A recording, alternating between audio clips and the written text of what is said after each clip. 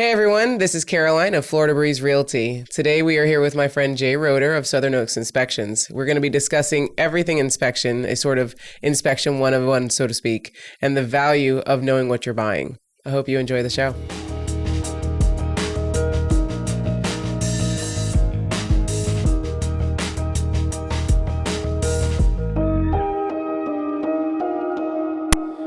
Today we are here with my friend Jay Rohter of Southern Oaks Inspections. How you doing today, Jay? I'm doing fantastic. How are you doing? Thanks for having me out. Thank you. Thank you for coming. Today's subject is going to be everything inspections. Inspections 101. We want to know what you know. All right. No problem. No problem. It's actually buyers that want to know. I already know. Buyers. Buyers and sellers inspections, or just we sticking to the buyer side? Well, buyers and sellers. I mean, I think there's going to be some variation with each inspection, but generally you're kind of giving an overall of, what inspections are. I mean, is there really a giant difference between the two, buyer or seller? Depending on the market, I'd imagine, but no, not really. They're the same inspection. We're just trying to get you the most information we can about that house. A seller's inspection is going to be a little more when you have a market like this where it's really hard, it's actually a seller's market, but if it's a buyer's market, you're looking at getting ahead of the competition and making sure you have everything fixed before you even get started. So sellers or buyers can come in and see the house has been pre-inspected and everything's been repaired. So there's actually a lot of value in the seller's inspection. Okay. That's for the most part, I think a lot of people think that it's just solely for buyers, but it's really good to know that we can actually get sellers inspections prior to and really kind of get an idea for the seller what they need to focus on. And then potential buyers get to see the inspection report, and they'll probably get their own inspection anyway at a third person inspection just to make sure, but it helps the sellers for sure. It puts them on a higher level than the competition out there. So. Yeah, a little bit. So when you're talking with a buyer and you really want to prep them, what do you think their mindset should be? Like, what kind of preparedness should they have? What expectations do you set for them? Well, it all changed about 6 months ago because I've been doing inspections now for about 5-6 years, and I bought my first house in December. So for about 4 years, I'd walk around and inspected houses to the nth degree of what I knew I needed to see and find. Then I bought my house and I realized what a buyer looks at and what they're seeing. Because when I went around, we looked at so many houses, we couldn't find anything. So you start getting desperate. And a buyer gets really excited, especially a first-time buyer gets really excited. And when I went looking, I forgot I was a home inspector. So here I'm walking around looking at houses saying the walls are up, let's buy it. I mean, let's just do it. I'm ready to go because we can't find anything. And then when I finally found a house and it just came bombarding at me, just left and right, inspections, this, that, I'm like, oh my gosh, what is all this about? So I could see where the confusion goes for a buyer. You get wrapped up in I'm buying a house. This is exciting.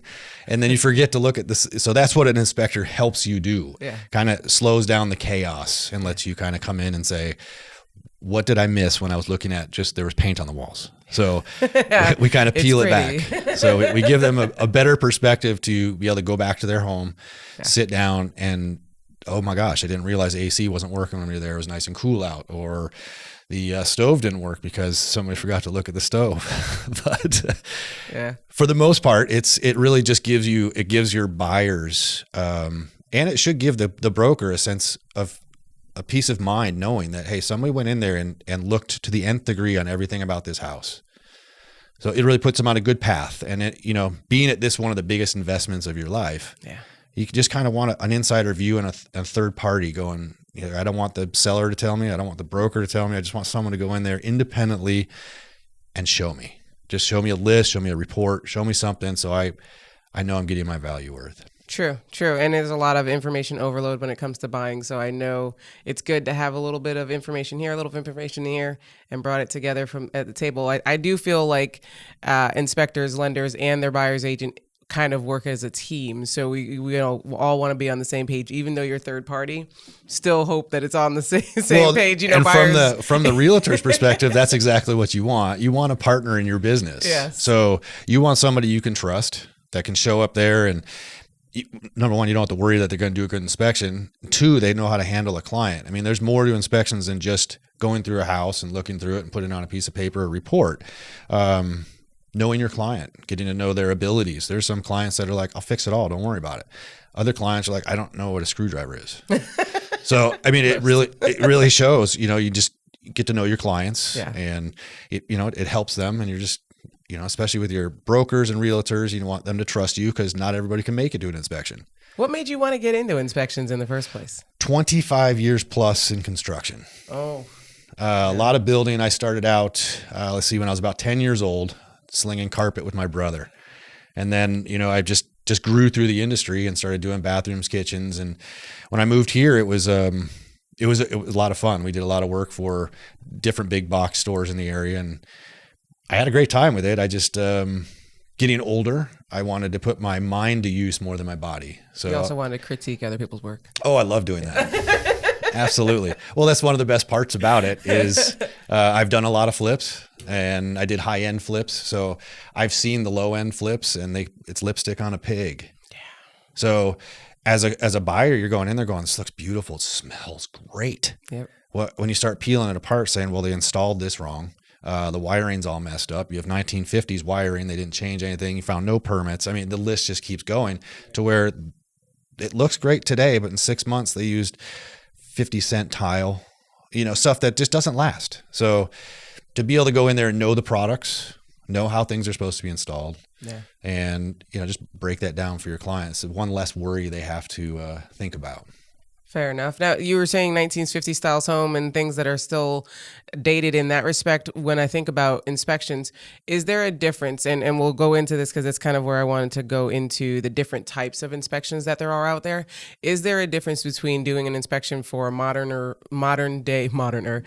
modern home than there is doing, say, a 1950s, 1920s kind of style home? The theory should be the same.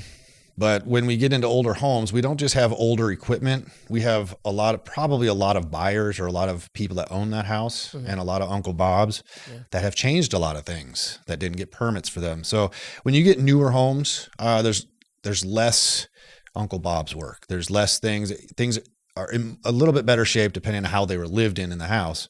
But when you get older homes, there's the knowledge of how things were built back then helps you kind of depict what should be and what shouldn't be, and where Uncle Bob came in and made some mistakes. So older homes are a little more time consuming, but they're fun because you get to see some of the old school construction and how things used to be done and how people got away with stuff.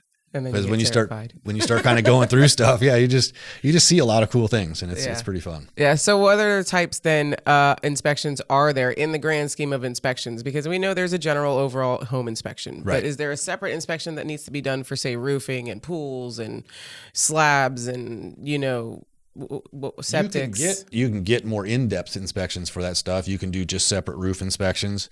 You could break down just about any inspection into just a single inspection. We also do construction inspections. So if you're getting a remodel done, we'll come and check your workout of your workers. I mean, there's nothing better than an independent guy coming in saying, hey, you guys aren't doing this right. And would you recommend that even on a new construction build as well, to have an inspector separately come in? Because I know some people, with new builds, they usually have their own final inspection. They do. And I think overall, most of these builders don't like inspectors coming through. Yeah. They claim they're going to not fix anything that you find. Yeah. And really what you're finding is shoddy work. You're trying to find where the joints didn't match up in the wall to ceiling. You're trying to find where they didn't paint, but they just sprayed, they didn't back roll. So you're trying to find the mistakes that the GC is hoping it just gets by. They have 30 homes to work through. They're just trying to get everyone done. Get it done as quickly as possible. Okay. When it comes to, I'm trying to think, on the buyer's perspective, what things should they focus on for having you look into, and what things don't you inspect on a general inspection? Inspection? Oh man. The standards of practice are really low. So what you're supposed to inspect is a visual view of the house. I just can't see that as being practical for the amount of money that we ask for and what they're expecting in return. So it's kind of hit or miss with that. I don't really know. There's little avenues that you're like, ooh, let me not get myself into trouble saying this. We inspect everything. Yeah. I mean, we try to break the house down we crawl every attic. We go under crawl spaces. We go into pools. Well, we don't dive pools. There are people that are diving pools out there, and that's more power to them. Yeah. We'll take the test of the water, and with some of the water chemical imbalances I've seen, I wouldn't ask anybody to get in that water. No? No. Sellers are notorious for dumping a bunch of shock in the night before. So that pool looks crystal clear in the morning. Yeah. And you're pretty much diving into a bunch of bleach. So I stay pretty clear of diving into pools. I'll be able to tell if there's leaks. You know, there's ways to see if there's a leak in a pool, if the water levels have been changing. And a lot of things a lot of people don't inspect is cosmetic stuff. We dig into the cabinets. We go a little further than I think most do. And I think that's just with a better knowledge of the industry. So it's kind of a hit or miss with who you have out on the job. How long did it take you to train for this? For this, 25 plus years I've been doing construction.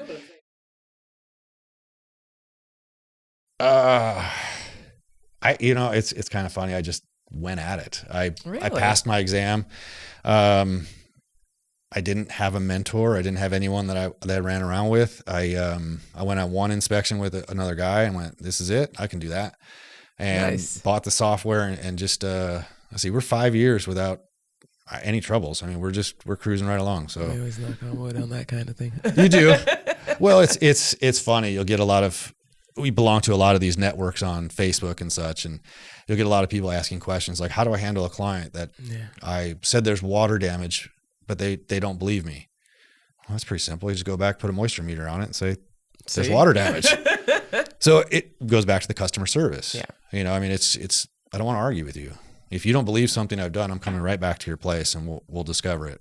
Yeah. So back to that customer service thing. Yeah. If they do an inspection, is there a re-inspection option as well, or do I have to worry about re-inspections? We can. Okay. But it's kind of a pain in the butt on the seller side. How come? Because I'm going to ask for receipts of licensed contractors that did the repair. Okay. Because when I come back and I find it's not right, I have nobody to blame. And if it's been done by a licensed contractor and I happen to not see a mistake that he made, he's the one that's licensed. Fair. He's to hold his work for a year. So I ask for receipts on everything, and then we have a small charge to go back and re-inspect all the work that's been done. Perfect. Yeah. Perfect. Again, giving that comfort and understanding to that buyer so that they know that they're confident moving into the next part of their. Unfortunate thing about that is sellers are trying to save every dollar they can. So the repairs are done by my neighbor helped me out or somebody, and that doesn't fly for the new buyer coming in. So how do I know that was fixed right? How do I know you patched that roof right? How do I know? You don't know. It wasn't licensed. So always on our reports, we require or request all work be done by a licensed contractor. And I think as a buyer's agent, as a responsible buyer's agent, you should request that as well, just so that we don't end up in a situation where, like you said, good old next door neighbor came over with some duct tape and hammer.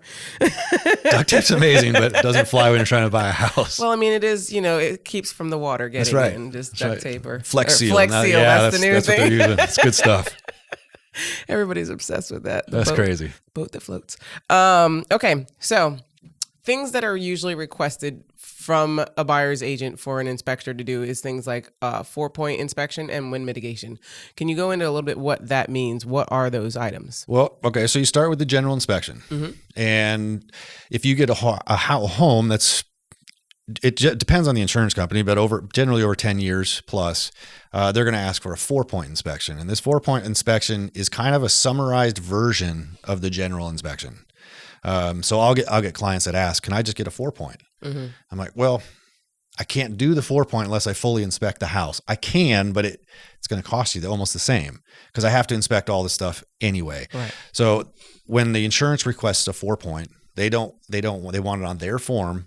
And they want just exactly what they want to see because they're trying to determine if they can insure the house. They don't need to see all the cabinets are flaking off or the paint's not. So they want to see the 4 big points: the roof, air conditioning, plumbing, and electrical. And then you put that on a form, and that helps them determine your insurance ability. A wind mitigation is kind of unique to any high wind velocity areas. So Texas has some wind mitigations. We have wind mitigation in Louisiana. But when you get in northern states, there's not many of them. And essentially, this is just to see how the house was built. In 2003, we made a lot of different changes to the building code, and these changes help clients get discounts on their insurance by how the roof is attached to the walls, what type of windows and openings they have, and how the building itself is constructed. So you can get discounts on your insurance. A lot of people don't want to pay the initial upfront, need a 4-point wind mitt. We'll just see what happens. Yeah. So more times than not, we get the phone call saying, hey, guess what? I talked to my insurance company. I need a 4-point and a wind mitt. Yeah. Fortunately, we take all that information on every inspection, so we don't have to go back. But if it's been longer than a couple weeks and work's been done, we request to go back. Got it. And again, as a diligent buyer's agent, I definitely always recommend just saying, hey, this is what you need to have as far as your inspection. 4-point, wind mitigation, and the general inspection. Always just get them done. And if it's on septic, pump the septic. There's guys that'll do inspections without pumping them. I recommend, because I just had one done, pump it out. Yeah. You get a great view, and that's the lifeline of that house. Once that backs up, there's all sorts of problems, and it's an expensive fix. It really is, yeah. So you guys do that kind of inspection as well, where it's a septic inspection, or do you recommend getting a specific inspector for that? Specific. Pump trucks are needed for a septic inspection, so it's just work I don't want to get into. So yes, I subbed that out. Oh no. I subbed that out. Also sub out my termite inspections. Okay. Depending on the loan that you get, the insurance company may request a WDO, which is a wood destroying organisms inspection. So a licensed pest control company needs to perform that inspection. Gotcha. There's inspectors out there that have made deals with their pest control friends, and they do those inspections. I wouldn't recommend that. No, it takes training. There's a course you need to take, and there's 3 years of being a pest control service to be able to do these inspections. So I've seen clients not buy them, and I'll look for evidence of that, but I'm not a WDO inspector. So I always recommend getting the professional inspectors to do the professional work. That's right. Stay in your lane. I do the same thing. I don't recommend ever, doing anything outside of my wheelhouse. Well, it's kind of like the jack of all trades. There's guys that can do it, but they haven't mastered anything. So exactly. But we get into stuff. We get into smaller things like sewer scopes. We recently bought a sewer scope, so we can get in there and at least see the sewer line from under your house and to the sewer. Does that work for regular plumbing as well? Like, can you get in and see plumbing issues? Because the next obviously big thing when you're looking at things besides the septic is the actual plumbing. So the plumbing itself, we know that there's different types of plumbing out there. What is, in your opinion, the worst type of plumbing out there? The worst type of plumbing is plumbing done by a non-professional plumber. Okay, material wise. According to insurance, polybutylene pipe. What goes on with poly? Nothing happens to the polybutylene itself. They've claimed it expands and shrinks. And it's not so much the expansion and contractions that's the issue. It's expanding the joints that it's attached to. And then those joints break loose and we get leaks. Is it mostly the joints, or is it just pinholes? Because I've heard that pinholes in the piping itself could cause issues. In copper. Not so much in poly. No cracking in piping? There can be cracking, but they're not finding a lot of that. What they're finding is the joints. And if you have copper joints, those work a lot better than the metal joints because they expand and don't come back. So insurance companies just said, forget it. Yeah. No polybutylene. If you see gray pipe, raise a red flag. Yeah. Not so much. I mean, it doesn't take too much to repipe a house, but it's costly. It can be costly though. It can be to some degree. There's also insurance companies that'll insure it. There are. So it's not a super deal breaker, and it shouldn't be. I don't think anything in a house should be a deal breaker if you're presenting it to, here's what we have. Right. Unless the roof is falling in. Yeah, that's different. And just to help, like I had a client the other day who was first time home buyer and the house looked decent. Yeah. Well, the middle of the kitchen, it was actually a raised house, was sunken. Almost 6 to 8 inches. It was unbelievable. So I was able to crawl in the house just a little bit, and all the joy, no work has been done by permit. And you're just like, I don't want to be that guy, but if you don't know how to refix this and to fix it, you're tearing out the kitchen. Yeah. So I don't like being that guy, but I do like helping my clients make sure they're not investing in something where they're going to just, the second they move in, they're upside down. Yeah. Yeah. Because it's tough. You got families, you got friends, you want them to make the best of their money. Of course, and I'm never one to want to like hide or lie about anything. I'm all about being open and honest. And if you don't like the information that's given to you, I'm sorry, then you should probably consider maybe choosing a different home. That's why a seller's inspection is great. Yeah. There's a lot of brokers out there like ignorance is bliss. Yeah. If I don't see it, I don't know it. And there's amazing how much is missed on the disclaimers, the sales disclaimer. Mm-hmm. I've seen a lot of things missed, like jacks under a house, because the entire house has been washed out from rain. So they had to put jacks under it, but they didn't seem to mention that on the seller's disclosure. Oh, wow. But you find them and you're like, hey, what's up with this? And you see the ground erosion, you bring it up to the client saying, I don't know about you, but I don't know if I put my family in this house. I mean, it's washing the entire, it was a wild situation, but back to you just trying to make the best of your hour and a half to 2 hours on these jobs and show everything you can. So, and that actually leads me to the next question actually was the length of time. And do you recommend buyers be present or sellers, depending on the nature of the inspection? I love it. Yeah. Well, I don't, in this business, you don't see a lot of people during the day. So I like the company. I like to talk. Space. Yeah, I don't mind. It's nice to have, I like the accent. Talk to the critters up there. Yeah. So I don't mind it. I like when they're comfortable enough to walk around the house and ask questions. There's inspectors that get kind of bothered by it because they're trying to squeeze in 4 or 5 inspections in a day and they don't have time to talk. I do 1 or 2 inspections a day and I'm there for as long as you need me. If it's 3 hours, it's 3 hours. If it's more, I'm there to make sure that you get your money's worth and you know what you're buying. Awesome.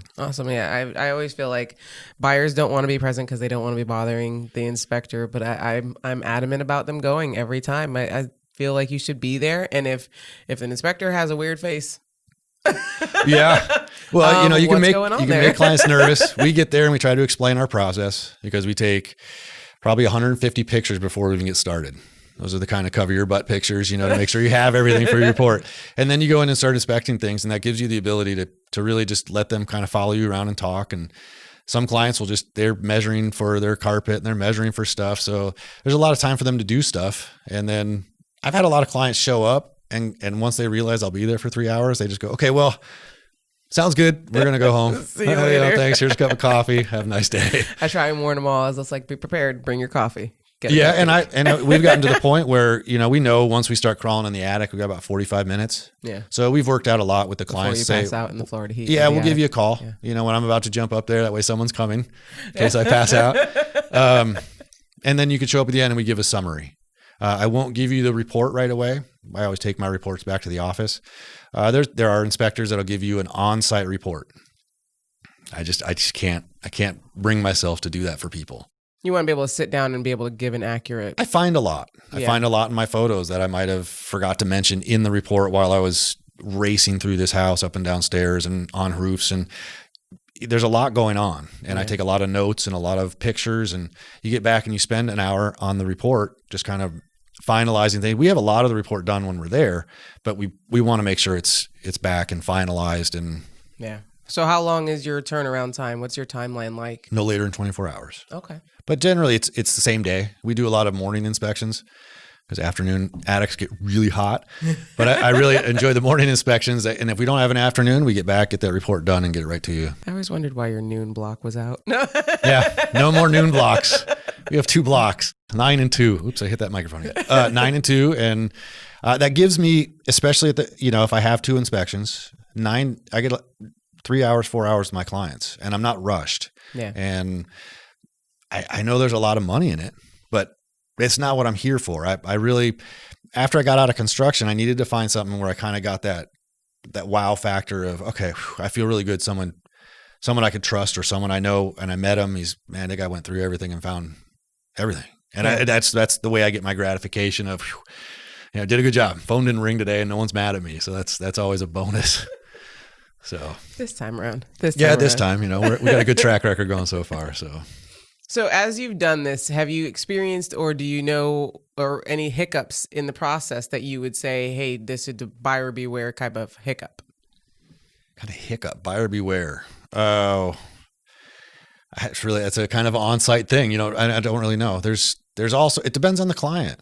It really does. You know, I mean, I've had clients where it looked like the house was just on its last leg and they're like, no big deal. It's like an empty canvas. I'm ready to go. You know, don't even worry about it. And you're like, okay, well, yeesh. Cluttered rooms and stuff like that. So things that you can't access. Is that something that you would consider, you know, kind of a buyer beware moment or a hiccup in that moment because you can't get to something because of how much stuff is in the house? Because sometimes that happens. We've had that. Yep. And I generally will put a note on my reports. We rent like a hot water heater. A lot of times they'll be enclosed in something and screwed behind a plate or a board. And if we're not supposed to take that stuff off, a lot of times I will. Yeah. We're as an inspector in the standards of practice, we're not supposed to remove things like screws and stuff. A lot of that has to do with if you break it, you're buying it. So True. you don't want the responsibility of moving somebody's stuff. You don't know what's in that box. It could be Aunt Betty's china that's worth more than you make in a year. So we don't move a lot of things without permission from the client. What I put on my reports is we had no access to your water heater or this. If you'd like us to come back, we'll happily come back if your seller can get rid of the clutter. So we try to come back. Although when we're there, if the seller's there, we'll ask for permission to move stuff or have them move it. I've been known to move a lot of stuff. So I like to get everything I can while I'm there. Does it weird you out if a seller sits there and watches you do a buyer inspection? It's funny. Some don't mind and some really are like, that's not right. I'm like, well, and we also explain to them, I'm going to take a lot of pictures of your house. Doesn't mean something's wrong. And it's funny, you know, sellers are sitting there kind of staring at you like, what's wrong with my house? Exactly. Like, that's what I was wondering if it makes it awkward. Like, there has been awkward moments, although there's been some that have been amazing. I showed up to one of my last ones and the guy, the seller was amazing. He pointed out the foggy window and said, don't even worry about it. You can put it on a report, but it's already ordered and we're replacing it. Yeah. So there's some sellers that are just like, they'll tell you everything about their house because they're into it and they know it and there's other sellers that'll just sit in the corner going, I wonder what he's going to find. I feel like that's the kind of seller I would trust the most because I'm just like, if you're going to tell me what you know about your home, you've loved it so much, you know every detail and you're willing to share that. So it's good. I love those type of sellers. Oh, those sellers are great. I was like, whew, I don't have to sit there and really find stuff. You're being nice. And so like there's a towel hung over something in the corner, like you can't move it. Or hiding that something. That did happen. It did. Really? I moved towels after I moved in and I was like, why is there a hole there? How did that not make it on the report? Oh, it's just a towel covering who did it. that report? No one special. That's right. Growing pains. We don't move towels from walls. It happens. Little hiccups. Don't worry about it. When it comes to the guarantee of warranty of your work, is there something that, you know, is there any kind of guarantee? Like you didn't know we had a guarantee? After the fact, I know. I'm just saying. We have 100%. People we have 100% buyback guarantee. Okay. What does that mean? It's through Internachi. That's the group that we belong to as far as inspectors networks and inspector education. Essentially what they'll do, if we missed anything on your inspection and you want to sell that house, Internachi will come in because we're a member and buy that house for the exact same price you bought it for. Oh, wow. I did not know that. You did not know that. See what you learn every day? I didn't. So that one that was new. We try to send our clients the information that they can log on to, and it's there's videos that show it's happened. Has it really? And and the realtor was happy as a clam. That's awesome. Yep, sold it to these people. International came, bought it back, and he sold it again. So he sold it 3 times in a matter of a month. Oh wow! So that's awesome. It's I like it because it gives my clients that relief that we went in, and I've got a company behind me that guarantees my work. Yeah. Kind of like your own insurance. That's right. Gotta like it. Yeah. Because I know that that's always been something after inspections, and it's almost notorious. After an inspection's done, they close on their home. Notoriously, like 3 months in, there's going to be a problem. Like, well, how did we not see this? Well, things break down over time, and I think people need to be aware of that too. Things break down over time, and we don't know when the end of that timeline is. At that moment, it looked good. And a lot of times they are. Like I've tested an ice maker that was great. Yeah. And then the client moved in and said, ice maker doesn't work. I'm like, okay, well, it worked when I was there. It's time to buy a new one. I don't know what to tell you. We're not really supposed to test ice makers, but I did. And sure, it didn't work. And I don't what to do from there. You just say, So you're not supposed to inspect ice makers. You're not supposed to touch like appliances, and mostly Standards of practice. No, I don't think you're really supposed to turn any of that stuff on. Appliances really aren't part of the gig, but we go above and beyond. You know, every time we know how things work, and we like to turn them on. The things we don't work is like the low voltage stuff when they're on remotes and there's lights all hooked up through the house because the guy's got this real fancy app and it closes blinds and it does. When you get into those bigger homes, these guys spend a lot of money on really fun gadgets. Yeah. And sometimes just don't know how to work those. Like, that's not really what we inspect for. I mean, if your automatic shutter isn't working because the app's not working, that's not really our thing to check, but we do our best. And if we find that stuff, we like to ask the seller to just show us it working. Yeah. So at least once. Show us the party lights on the pool, make sure they all work, that fun stuff. And the fountains are shooting and, having fun with it. So you won't, we won't have that in many homes. No dancing fireworks. I don't like those homes sometimes. They're really long. I spend a lot of time on those homes. That's the 4+ hours. That's the 6-hour days with 4 air conditioners and 4 electrical panels. And you spend a long time there. Yeah. Take an afternoon break, go swimming. That's right. That's right. Some nice pools out there. So we never do that. No. As far as, let's just say, common misconceptions or myths about inspections and the practices of inspectors. Ooh. That's a tough one for me. Common myths. That's funny. I stay away from all the drama of the business. I don't know if they expect people to be architects or a lot. It's hard to explain. If I come from the side of construction, right? So I would expect my clients to know that I've spent time building the stuff that I'm looking at you for, right? And amazingly enough, in our industry, we have a lot of inspectors, especially new ones, that come from industries that have nothing to do with construction. Yeah. They're sous chefs. They're you name it. They come across the board, and I'm not saying they're not talented at what they're doing now, it's just they don't have the background of, haven't built this before. If you haven't built something before, I don't know how you expect to inspect it, but they do. They have fun with it, and it keeps the world running. Well, I think they assume that the education they get through inspector classes, so to speak, whatever that is for you guys. Right.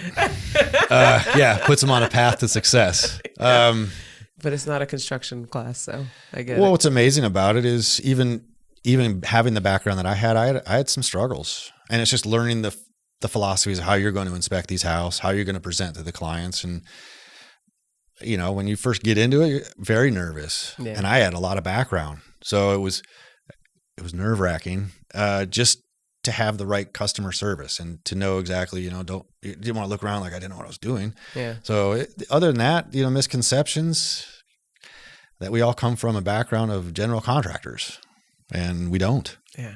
And there's a lot that don't. That doesn't make them a bad inspector. It's just they don't have the background. What do you think then, as a buyer, a buyer should look for in an inspector? Because we don't always recommend on our end as far as buyers agents. We don't get involved in that. We try to, again, stay in our lane. So we would recommend one if they don't have one of their own. So if they're out looking for one and they want to do one of their own, what should they look for? Customer reviews. Customer reviews are very telling. You want to look for their background. Yeah. How long they've been doing this, and just generally, best thing to do is pick up the phone and talk to them. Yeah. You get a good sense of your inspector when you talk to the guy. Is he busy? Is he sitting around? Does he know what he's talking about? Is he just trying to sell me a bunch of stuff? Is he going to be there for an hour? I mean, and those are the questions I would ask my buyers to ask their inspectors. How long is your inspection? When do I get my report? What do you inspect? So I get a lot of those questions, and I don't mind them. I think they're great. I love it when buyers are inquisitive, and I like to try to help them out. I think the biggest questions we get are, what's the 4-point wind mitt? That's the biggest hang up is a lot of people moving from the north down here going, I don't want one. Well, yeah. Okay. You're going to need one. It's like Liberty Mutual. We'll get you what you want or what you need, but we don't want to upsell stuff. I don't try to upsell my sewer scopes. I don't try to upsell things that you might not need. I mean, if we have all your drains are working great and we're not having any problems, then it's kind of an option for you. Do you need a sewer scope? Well, you can find a lot, even on a new construction home. You find roots digging through trees, digging through the pipes and stuff. So I always suggest everything just try to keep, again, get your client informed on what their investment is. It's a lot of money. It really is. It's one of those things that you just got to be knowledgeable. And I think it's interesting because for me, we say these things, like me and you as professionals in this industry, we talk about these things. Hey guys, do this, do that. Make sure you are asking these questions. I'm curious, since we've gone over that, how often do you get calls like this where, hey, what have you done for a living? How can I trust essentially your work? That whole background kind of interview thing that should be done. I rarely get the background interview, which I'm kind of bummed about because that's something that's going to separate me from the competition. You get the first, what I found over a lot of realtors and brokers will hand your clients a list. Here's 3 inspectors. Yeah. First one to pick up that phone gets the job. So you could be second on the list and never get a call because the guy first on that list gets that first phone call, and it usually gets closed on the first call. Yeah, and I feel bad about that because I honestly do think that there should be an interview and I am always one of those that will suggest that. I'm like, hey, if you don't have somebody, I will help you. But interview some people, talk to them, find out what they want to do. But but that's also a help from their broker or realtor to say, here's what maybe you should ask them. Ask this guy, what he did, help them. That's another steer to help them understand what they're purchasing. A lot of people have no idea. First-time home buyers have no idea what to expect. Oh, I know. Trust me. And their heads keep bobbing back and forth like, what?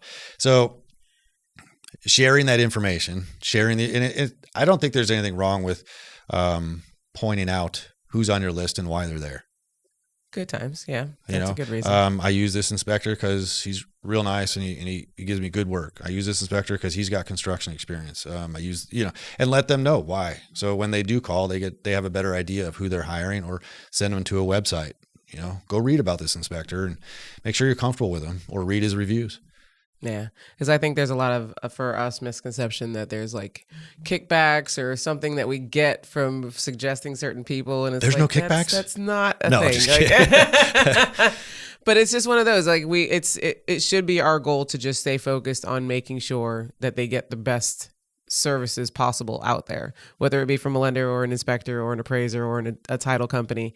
They just have to go out and find the best that's out there. So again, when I bring it back to that whole concept at the beginning of building that team for a buyer to be able to say, hey, you feel confident with this process moving forward. And that's and most realtors and brokers have spent weeks, if not months, with their clients, and they built up a trust factor. And going back to that, building that team, you want on your team someone that you go, I've carried you this long. I don't want to send this guy out and I lose you.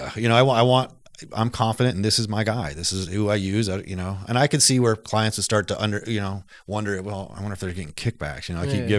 He keeps promoting this work, but I haven't given kickbacks. I bought a couple cups of coffee here and there, but other than that, I think that's the extent of it. I know other guys that's that are just because it's 9 a.m. giving out doorbells and stuff, and I'm like, I can't afford that. I don't make that kind of money. So no, it's not. That's not what we do it for. We do it to make sure that they get quality service. So my guy is always Jay Rohter. That's right. Always, it's always me. It really is. I try to be. It's a slow process. I know there's a lot of guys that can market a lot better than I'm not a marketing guy. I'm a construction guy. I'm pretty quiet when it comes down to it.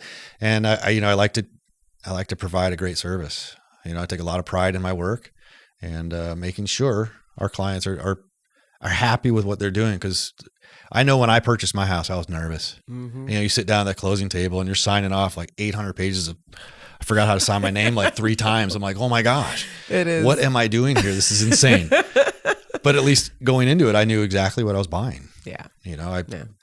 I actually interviewed the seller. I went and talked to him because I wasn't allowed to inspect my own house, which is great, but I was there. So I just picked the brain of the buyer, and the seller, I couldn't have been more happy. He took care of the house, and I would suggest buyers, if they get the opportunity, some buyers don't like the crossing the buyers and sellers. I get that. That's a real estate kind of thing. That's a tough one. I stay clear of that, but that's what the inspector's for, to give you that third person view. But I was able to talk to my seller, and I asked him just about every question on the book, and he still lied to me. Did he really? Yes, I've got a flood problem in my house. Oh no! Yeah, I got to build a drain now. Right in the driveway. I asked him when I gave him there. I was like, "It looks like water accumulates right here. No, not here. Okay, well, I got lake whatever in my front yard. It's like, oh my gosh. So now you can call it Lake Rohter. That's right. I got my own lake. I got boat access and everything. It's awesome. So that's awesome. It's good stuff. Well, I really appreciate you answering some questions here with us today. This has been very informative, and I think everybody should get some good information out of what we've discussed here today. I hope so. I think we've kind of nailed almost everything that happens with inspections and could go wrong. Or I think so. Questions and comments. If you have any more questions, just jump on our website, give us a call. So if anybody needs to get a hold of you, how can they get a hold of you? They can call us, 407-497-0900. They can visit our website at southernoakspi.com. Private investigator? Property inspectors. Right? Southern Oaks was taken on the website, so I had to go Southern Oaks PI. Had to modify. A little PI on there, and it works out great. Okay. Or email us, and that's southernoaks@gmail.com. Thank you, Jay. All right, Appreciate thank you. coming. Absolutely.